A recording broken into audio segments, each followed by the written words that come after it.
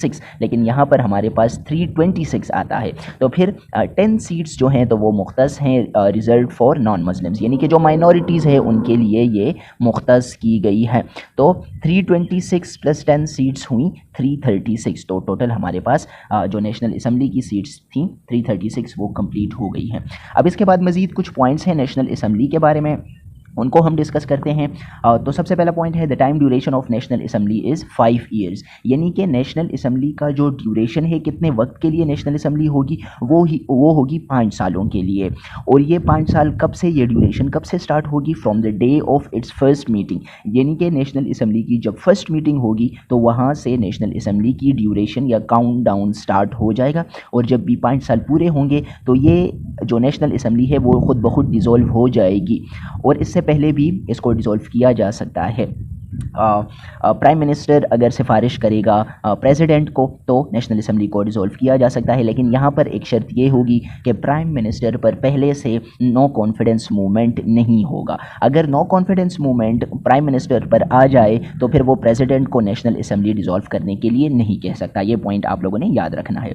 फिर है speaker and deputy speaker are selected from the members in first meeting of national assembly. जो first meeting होती है जहाँ से इनकी काउंट डाउन स्टार्ट हो जाती है, उसमें ये लोग स्पीकर और डिप्टी स्पीकर को सेलेक्ट करते हैं नेशनल असम्बली में।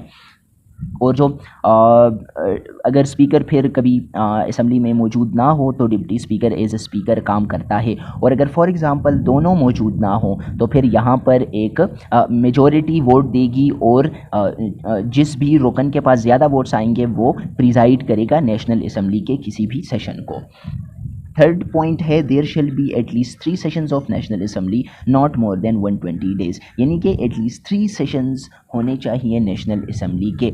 और नेशनल असम्बली का जो एक सेशन होता है तो कमिंग सेशन की डेट उसी सेशन में डिसाइड हो जाती है। ये पॉइंट भी यहाँ पर आप लोगों ने याद रखना है कि जो नेक्स्ट सेशन होगा उसकी डेट अभी जो मीटिंग हो रही है उसी में डिसाइड होगी। अब ये कुछ आप लोग जनरल नॉलेज भी कह सकते हो या इसको करंट अफेयर्स में भी शामिल कर सकते हो कि the current speaker of national assembly is, तो वो हैं अयाज सादिक और इनका ताल्लुक़ है नून लीग से, PMLN से इनका ताल्लुक़ है। जो डिप्टी स्पीकर हैं नेशनल असम्बली ऑफ पाकिस्तान के अभी के वक्त वो हैं ग़ुलाम मुस्तफ़ा शाह और वो हैं पाकिस्तान पीपल्स पार्टी से।